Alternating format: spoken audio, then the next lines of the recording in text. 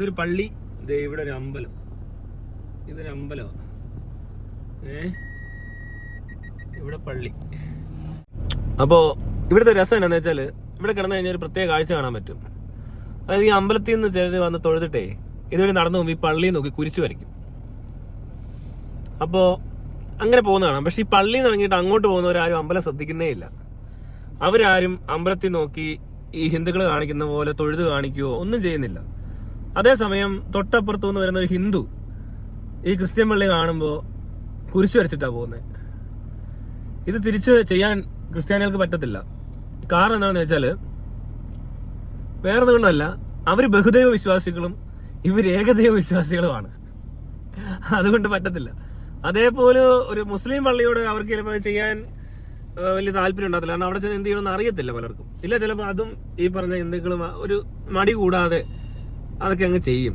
Respect കൊടുക്കുന്ന കാര്യത്തിലേ പിന്നെ വിശ്വാസമാണ്.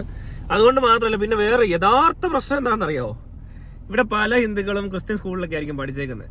അപ്പോൾ അവർക്ക് ഇങ്ങനത്തെ ശീലങ്ങൾ അറിയാതെ ഭയങ്കര രഹസ്യമായിട്ട് മതേതരവും മതസൗഹാർദ്ദവും ഒക്കെ കാണിച്ച് കളിപ്പിച്ച് പഠിപ്പിച്ചിട്ടുണ്ടാവും. മറ്റു സ്കൂളുകളിലൊന്നും അങ്ങനത്തെ പരിപാടികളില്ല.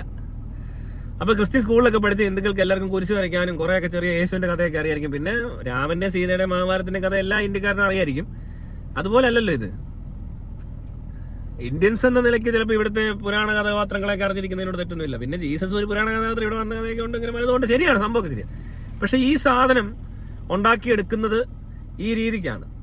മനസ്സിലായോ? അതായത് സ്കൂളിൽ പഠിപ്പിച്ചു, അല്ലെങ്കിൽ ഈ സൺഡേ സ്കൂളും പോട്ടെ, വെക്കേഷൻ ബൈബിൾ സ്കൂളിൽ നിന്ന് പോയ പരിപാടിക്കൊക്കെ ഹിന്ദുക്കളുടെ വീട്ടിൽ നിന്ന് കുട്ടികളൊക്കെ വിടും.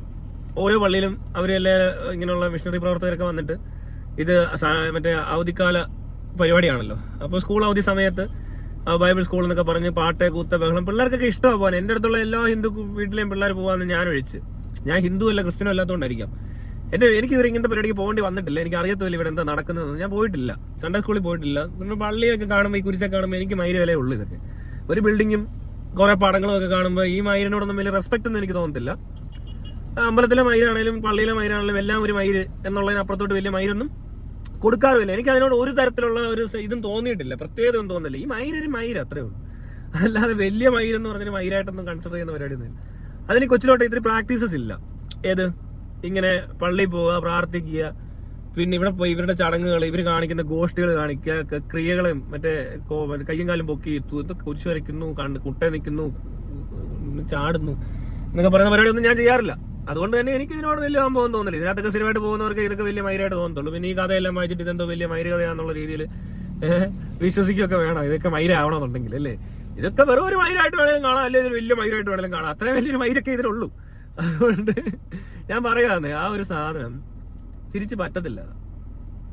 അല്ലെങ്കിൽ ഇവരെയൊക്കെ ചെയ്യിക്കാന്ന് വിചാരിച്ചാൽ ഇവര് ആദ്യം മറ്റേ ഇഞ്ചക്ഷൻ കൊടുത്തിട്ടുണ്ട്. വേറെ ഒന്നും വിശ്വസിക്കരുത്, അല്ലെ മറ്റ് മതങ്ങളൊന്നും അങ്ങനല്ല, നമ്മളാണ് കൂടിയ സാധനം എന്നൊക്കെ പറഞ്ഞ് പഠിപ്പിച്ചിട്ടുണ്ട് കൊച്ചിലെ തന്നെ. അത് മുസ്ലിംസും ക്രിസ്ത്യാനികളും നല്ല വൃത്തിക്ക് പഠിപ്പിക്കുന്നുണ്ട്. പിന്നെ ഇവരുടെയൊക്കെ ഓരോ ഗ്രൂപ്പുകൾ വെച്ച് നോക്കിയാൽ അതും അങ്ങനെ. ഹിന്ദുക്കളുടെ ഇടയിലും ഉണ്ട്, ശരിയാണ്, ബ്രാഹ്മണനും നായരും നമ്പൂരി മേനോൻ ഇഴവൻ, അത് കഴിഞ്ഞ് പിന്നെ ലാസ്റ്റില് ഇപ്പം പറയുന്നൊക്കെ പറഞ്ഞു വരുന്ന ഒരുപാട് തരത്തിരിച്ച്. അത് പിന്നെ ഒരു സിസ്റ്റം ഈ രീതിക്കാണെന്ന് വെക്കാം. ഏത് തൊഴിലുമായിട്ട് ബന്ധപ്പെട്ട് അങ്ങനെ അന്ധകാലത്ത് സംഭവിച്ചു പോയ അതൊരു കാലഘട്ടത്തിൽ നടന്നുപോയി. ഇപ്പോഴും ഇത്തിരി വണ്ടത്തരം പറഞ്ഞു നടക്കുന്ന ആൾക്കാരുണ്ട്. എന്നാൽ തൊഴിലല്ല പലരും ചെയ്യുന്നതെങ്കിലും അത് അങ്ങനെയാണ് ഉണ്ടായെന്ന് അറിഞ്ഞിട്ട് പോലും ഇപ്പോഴും മാറ്റാൻ പറ്റാത്ത ചില ഗതികെട്ടവന്മാരുണ്ട്.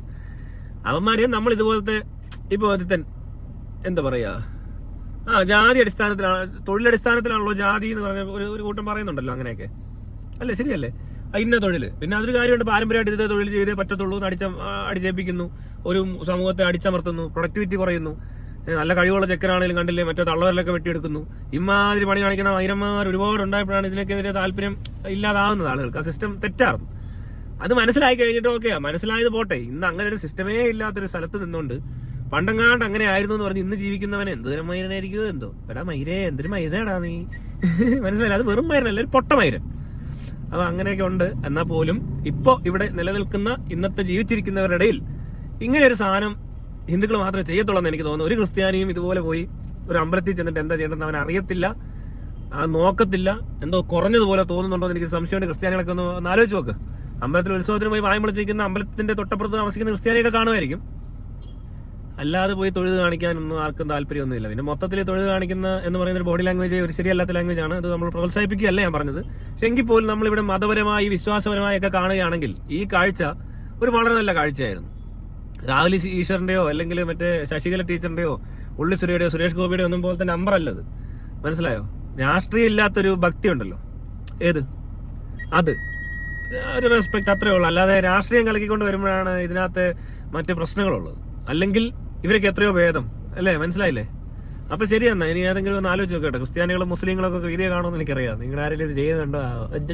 അവിടെ പോയി പള്ളിപ്പെരുന്നാളിന് പോയി അവിടെ വായ്മളിച്ചിരിക്കും. എന്നിട്ട് കണ്ടോ മതസൗഹാർദ്ദം. എന്നിട്ട് മറ്റേ ഫോട്ടോ ഇടും, തൊപ്പി വെച്ച് ഒരുത്തൻ കുറി തൊട്ട് വേറത്തൻ കുരിശുമാല ഇട്ട് ഒരുത്തൻ നിസ്കരിക്കുമ്പോൾ വേറത്തൻ കൊട പിടിച്ചു കൊടുക്കുന്നു. ഇങ്ങനത്തെ തെണ്ടിത്തരൊക്കെ ചെയ്യാൻ ഇവിടെയുള്ളവർക്ക് അറിയത്തുള്ളൂ. പക്ഷേ ഇത് കൊള്ളാം, ഇതെനിക്ക് ഇഷ്ടപ്പെട്ടു, വളരെ നല്ല കാര്യം. പക്ഷേ ഇതൊക്കെ എല്ലാവരുടെയും വീഡിയോ എടുക്കുന്നത് ശരിയല്ലാത്തതുകൊണ്ടല്ല, ഞാൻ കാണിച്ചു തരാം. നിങ്ങൾ ശ്രദ്ധിച്ചു നോക്കിക്കോ കേട്ടോ.